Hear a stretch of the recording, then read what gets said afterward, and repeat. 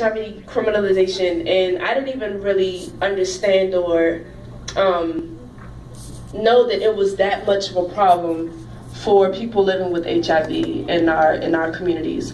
And so this poem, this is exclusive. You all get one of the first listens. I don't perform this poem, so you all should feel special. Do you feel special? Yeah. All right, thank you. Oh, they got the spotlight. Hey. Okay, I'm sorry. Not that kind of summit. Not that kind of summit. Okay. Somebody said what? What? Do what? You want me to take it off? I thought somebody said that. Okay. No, keep it G-rated. Okay. So, Nick Rhoades. Anybody familiar with his story? Nick Rhoades is the HIV positive gay man living in Iowa. June 2008, he had a one-time sexual encounter with a guy named Adam Plendle, during which they used a condom. Several days after, Plendle was told by a friend that Rhoades might be HIV positive, and he contacted the police. Rhoades was arrested in September 2008 and charged with intentionally exposing Plendle to HIV. On the advice of his counsel, Rhoades pled guilty, despite the fact that a condom was used and Mr. Plendle did not contract HIV. Rhoades was convicted and received the maximum sentence of 25 years in prison and a lifetime registration as a sex offender. Several months later, though, the court suspended his prison sentence and placed him on supervised probation for 5 years, but he still had to register as a sex offender every year. And so this is my poem. HIV is not a crime, but I get it. It was summertime. Let's say you peruse countless internet profiles in order to find the perfect specimen, and you found him, Nick Rhoades. Validation for your insecurities, a quick fix for your lonely, a smile for your weakness. Upon his arrival, maybe you had a cocktail, let's say a rum and coke, dark enough to hide your personal responsibility, strong enough to combat your inhibitions with a twist of lime to strip your tongue of inquiry. I imagine after cocktails, it happened. The consensual, protected, sexual encounter. Let's say after you finished, you showed him to the door and said goodbye and thought you would never see him again, but then a friend of yours told you that Nick Rhoades may be HIV positive.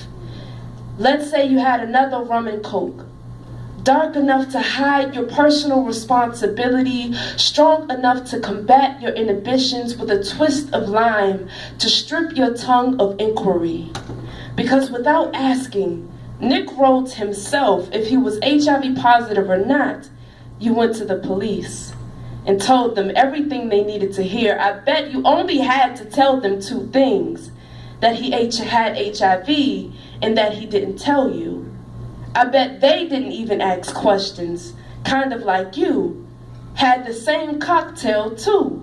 Rum and coke, dark enough to hide their personal responsibility, strong enough to combat their inhibitions with a twist of lime to strip their tongue of inquiry. You see, HIV is not a crime, but there are currently 32 states and 2 United States territories that have criminal statutes based on perceived exposure to HIV, not actual transmission. And 13 states have laws that make spitting or biting a felony. Maybe Lady Justice had a cocktail. Let's say the same rum and coke, dark enough to hide her personal responsibility, strong enough to combat her inhibitions with a twist of lime to strip her tongue of inquiry. Ignorance is a blanket of security, and there are those who can't let go of the 80s. Those years when the music stopped and the people didn't dance the same. HIV is not a crime, but I get it. You remember how cold it was May 1986 when they gave the boogie monster a name. HIV made you wake up hungover. Next thing you know, your cocktail became a homonym. The same word that excused your blanket of security was now used as treatment. Highly active antiretroviral therapy, HAART. Dear Adam Plendle, I know you may not have a mind, but do you have the heart to look in the mirror and face the answers you should have asked for before your cocktail? Will you ever be an adult and toss your blanket to the side? Maybe next time you won't hold someone else accountable for your lack of knowledge. Maybe you, the cops and Lady Justice, will one day exercise some of the same rights they stripped away from Nick Rhoades, like the freedom of speech and your freedom to read, because you would learn that HIV is not a crime.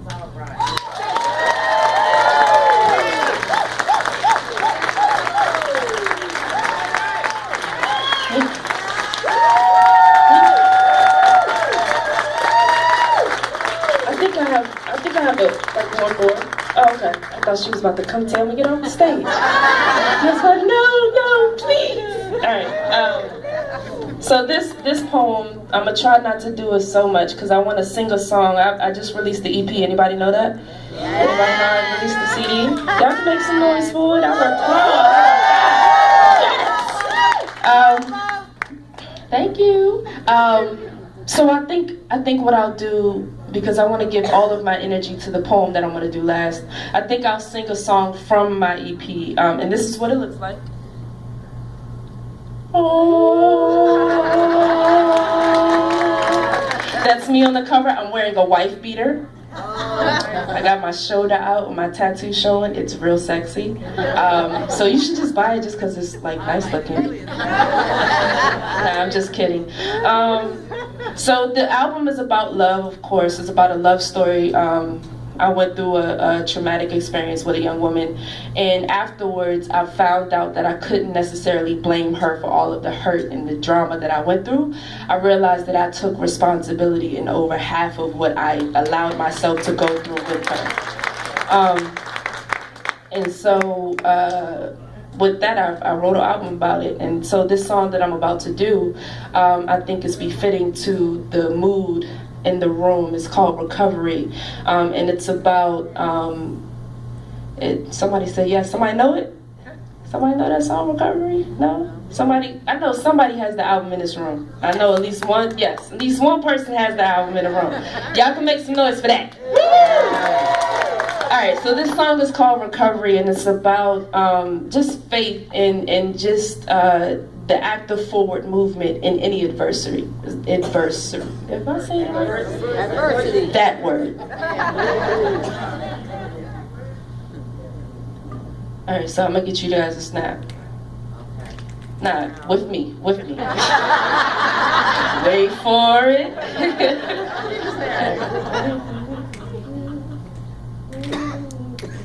I gotta get on beat first, right? There you go. All right, keep that going for me.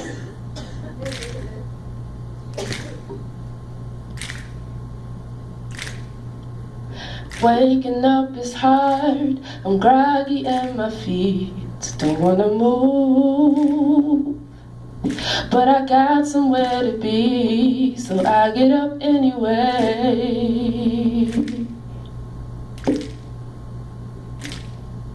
Last night I said goodbye to everything, all the stress and all the pain.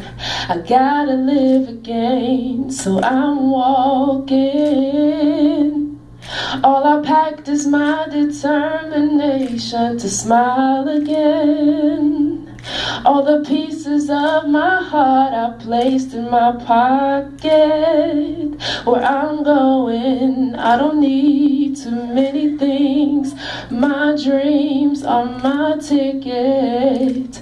Am I crazy for believing in impossible things? Spread my wings, take flight to the sky. Call me crazy, 'cause maybe I am. But I am, yes I am gonna fly. Have you ever dreamed of freedom? Yeah. Ever learned that legs are extensions of faith? Ever adopt a foot front the other mentality? Ever become the first stone thrown in a glass house locked from within? Ever wear courage like a purple ribbon? Figure suicidal martyrdom wouldn't be easy and still decide to burst through the window of opportunity, debris brushing against the cheeks of your pride. Have you ever cried a happy cry with God? Shared a martini with Christ, shaken, never stirred in the midst of life's twists and turns? Ever lack melody on a Friday afternoon and wonder why the blues neglected to visit you? Ever miss heartache in the morning and didn't bother to pick up a telephone? Ever leave home with your mind as important as your toothbrush? Ever fear pillars of salt? Ever rip complacency from your chest and learn that you are worth nothing less than heaven? You are an arms-raised woman, chest out, head high, ribbon across abdomen kind of man. Never allow your legs to forget their place in God. Fear is a donkey. While bearing your soul to freedom, you'll find yourself immovable amongst your peers, relying on those whose ears are bigger than the effort put forth to make it. Fear, assuming no one in their right mind would still pursue camaraderie, makes an ass out of opportunity, drags it out into the middle of the street and shows its scars. But you were made from the heart of God. You are an arms-raised woman, chest out, head high, ribbon across abdomen kind of man. Never allow your legs to forget their place in God. That's that.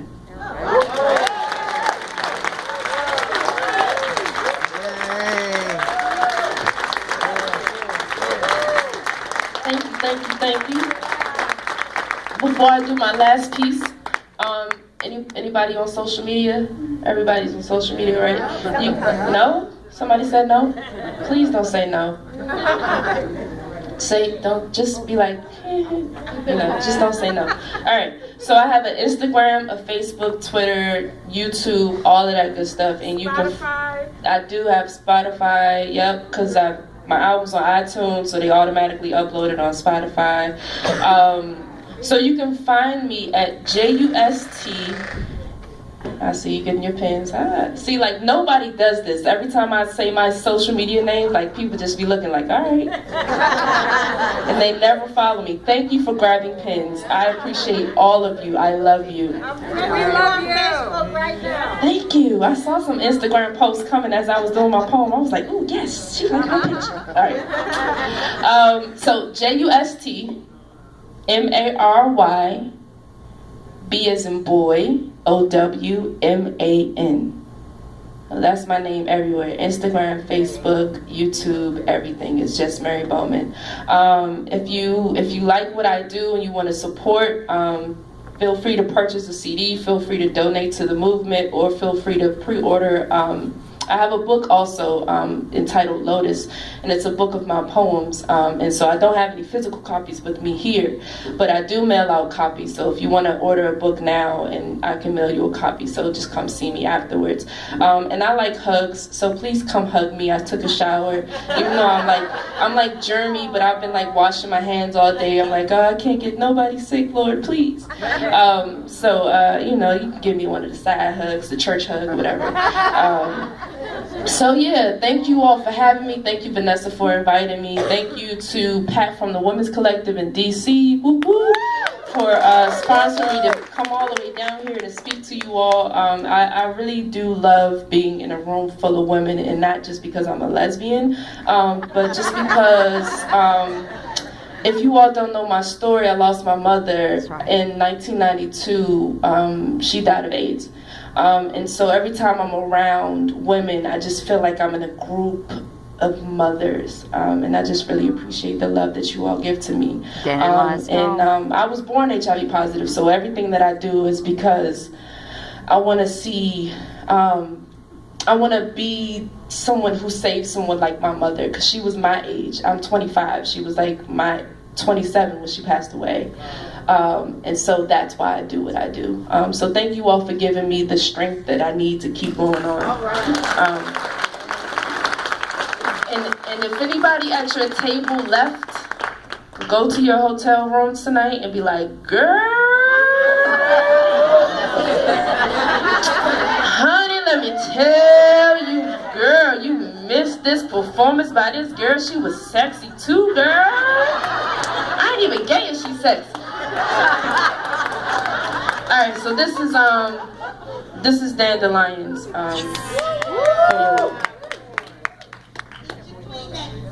Yes.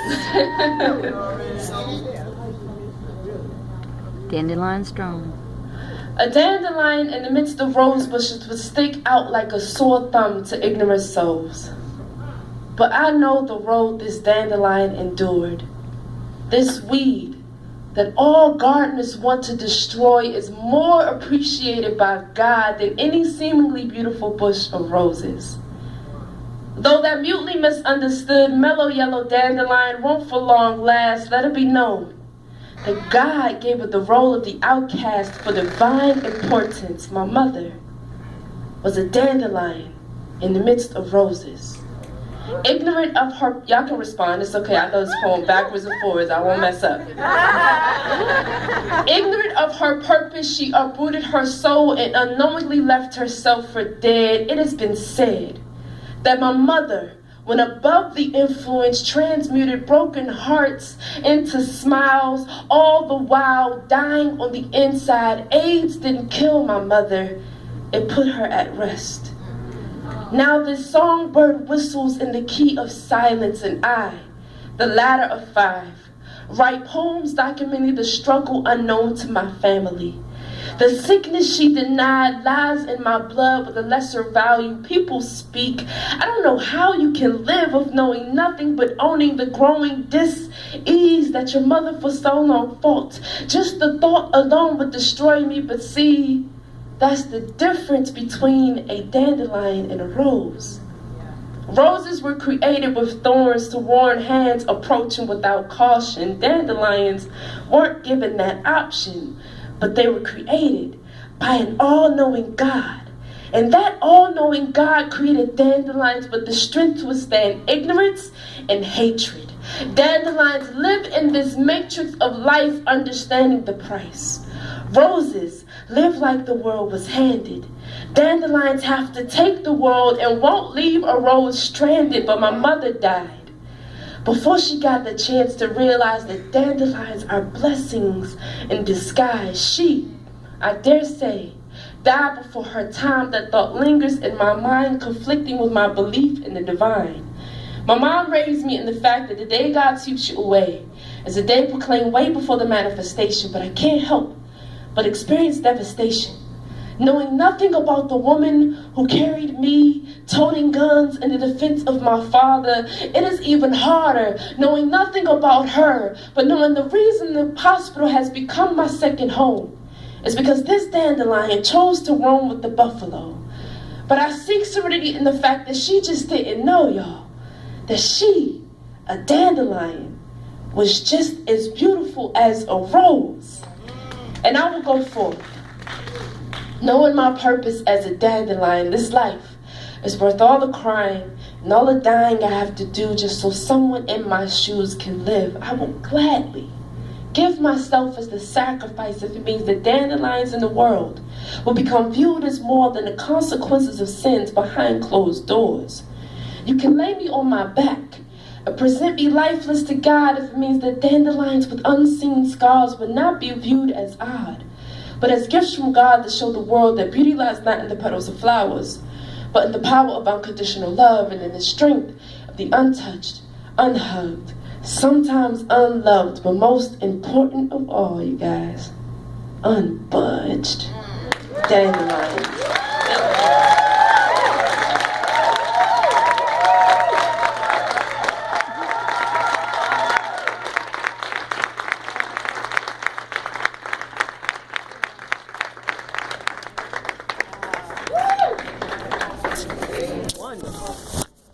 love that girl.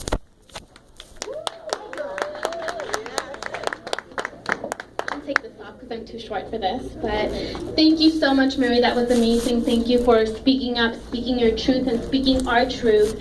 I am really, really excited to be in a space where I'm not the only person who has a lifelong experience with HIV, and I mean lifelong, meaning like not a single day HIV-free.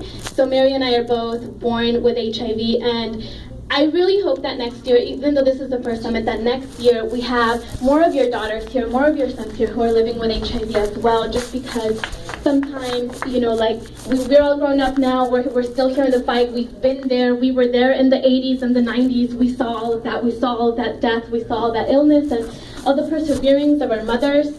I'm here with my mother today, so I hope that... That is awesome. So I really hope that next year it can become more of like seeing some of your daughters as well, because this is a family thing, it's a multi-generational thing. And again, thank you so much to Mary for closing our evening today with such great words and speaking our truth.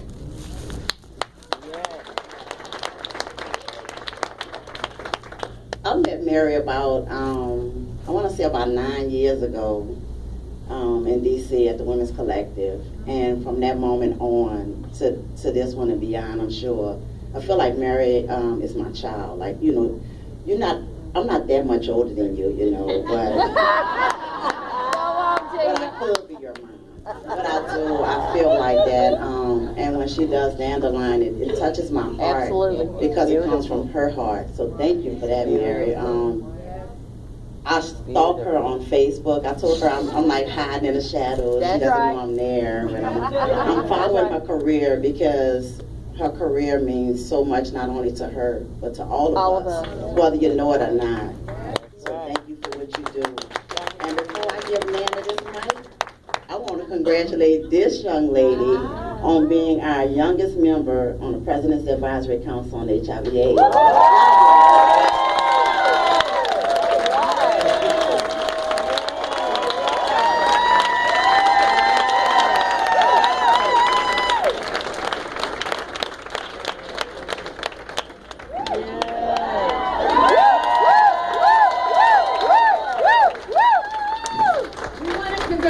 Both Gina Brown and Grisel Granados, Yes. the new appointees to President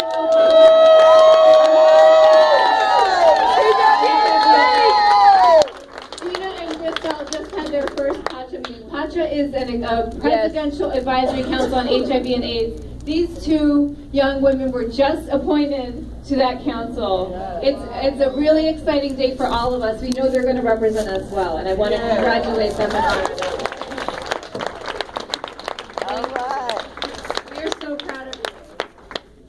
So next up, I'm going to introduce, we're not done. We want to tell you a little bit about what's going to be happening here. And the summit and who PWN is and all that stuff. So I'm going to bring up the staff team, our amazing, amazing, amazing staff team. Wahida's going to start us off. Wahida, the fabulous Wahida Shabazz El is going to start us off here tonight. I know you all know and love Wahida. Our regional organizing coordinator, my boss, one of my bosses. I listen to whatever Wahida tells me to do because she's right. She's always right. It's true. So let me go ahead and turn this over to Wahida, who's going to ground us a little bit in where we are here. Great. Thank you, Nana. Listen, ladies, people, friends, family, sisters, we are here. We have traveled so far we have been traveling since January getting here, making plans, baking potatoes, right? We done sold everything. We done sold potatoes, we done twisted hair, we done all kind of stuff to get here, and I'm so glad that you all are here. I just want to tell you a little bit about the mission of PWN. I know we had a fabulous Southern Leadership Institute all day today. And we sort of went this, we tried to get 50 women to come and do a pre-summit, and we got like 70 women. We had to shut it down. We could have did 100. You know, like Harriet Tubman said, she said, I freed 1,000 slaves. She said, but I could have freed 1,000 more. That's right. If only they had known. that they were slaves, right? And not that this is slavery, but we could have had 100 women easily, you know, because we had to like shut it down. So the mission of PWN is to empower women living with HIV, all women living with HIV, and all our gender identities and sexual expressions to be able to meaningfully participate in changing policy at the local, state, and federal levels.